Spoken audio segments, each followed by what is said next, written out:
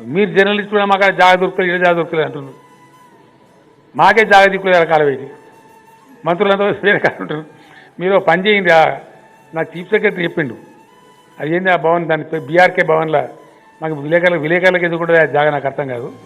నేను ఏమంటే సెక్రటరీకి లేకపోతే అంటే ఇచ్చారు ఎమ్మెల్యే క్వార్టర్స్లో 20 క్వార్టర్లు ఇచ్చారు. మీకు కావాలంటే మీరు క్వార్టర్ కాదు 2 క్వార్టర్లు పెట్టుకోమంటే అక్కడ కూర్చోండి. ఆ గవర్నమెంట్ని అన్ని ఏర్పాట్లు చేయమంట, మీకు టీవీ పెట్టమంట, సోఫాలు వేయమంటాం, బ్రహ్మాండం కూర్చొని పని చేసుకోవాలి. ఎవరంటారు మిమ్మల్ని? యాక్సెస్ కూడా ఇస్తారు కానీ ఎక్కువ తక్కువ పోవద్దు కదా. ఇరికాటంలో వాళ్ళే పని చేయకూడదు, మనలో లేదని కొంతమంది ఆనే కూర్చుంటారు ఇక. అట్లా కాకుండా ఒక పద్ధతి పెట్టుకోమని చెప్పింది నేను. మీరేం చేయండి అంటే ఎమ్మెల్యే క్వార్టర్లో తీసుకోవడం జాగా 4 రోజులు అయితే అయిపోయి ఏమున్నది అందులో బ్రహ్మాండంగా కొత్త సెక్రటరీ బ్రహ్మాండంగా ఉంటుంది. తెలంగాణ భవన్లో అయితే మీకు పాత అకామిడేషన్ ఆల్రెడీ ఉంది. మీ అకామిడేషన్ మీకు ఉందని నేనైతే అనుకుంటున్నా. ఉన్నదా లేదా? మార్చిండ్రా? మరి ఉంటే సరిపోయి మంచి బ్రహ్మాండం కోసం మేము లేదంటుండ్రు. ఇప్పుడు అయ్యగారు లేని పెళ్ళి అయితే అదా మీరు లేని రాజకీయం ఉంటుందా?